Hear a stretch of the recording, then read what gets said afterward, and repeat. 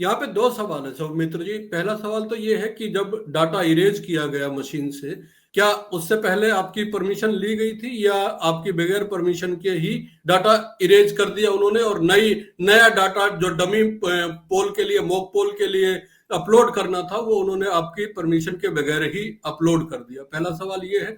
दूसरा सवाल ये है कि आपकी बात बिल्कुल ठीक है कि अगर चुनाव आयोग चाहता तो एक एक अपने आप को पाक साफ जो जो आरोप लगते आए हैं ईवीएम को लेके चुनाव आयोग के ऊपर भी और चुनाव अधिकारियों के ऊपर भी, उससे निकला जा सकता था। लेकिन इतना अच्छा मौका होने के बावजूद क्या कुछ ऐसा था जिसकी वजह से ये प्रक्रिया अपनाई गई? दरबार साहब, ये जो जब चेकिंग और वेरिफिकेशन शुरू हुआ ना, तो तुम जब वो सारी चीजें उन्होंने शुरू की, तो जब मशीन ऑन की, जब पहली ईवीएम ऑन की, तो वो उसकी स्क्रीन पर इनवैलिड लिखा हुआ आ रहा था दरबार साहब। पहली मशीन तो पे? ये, हाँ बिल्कुल, ये अपने आप में एक बड़ी बात थी। मैंने कहा ये इनवैलिड लिखा हुआ शो क्यों हो रहा है, जी क्या ये मशीन इनवैलिड है? तो वो जो बेल के इंजीनियर आए हुए थे दो, वो बोले कि कई बार ऐसा होता है कि पिछली बार अगर मशीन को ठीक से बंद ना किया गया हो तो फिर ये इनवैलिड शो करती है। तो मैंने कहा भी ये तो आपका तर्क है, लेकिन ये सही क्या है इसमें कि ये इनवैलिड है या नहीं है, ये कैसे कौन बताएगा? ये तो आप, तो आपकी मशीन है, आप तो बता देंगे कि ऐसा कुछ है, लेकिन इसको सिद्ध कौन करेगा? तो जी मैंने कहा चलो,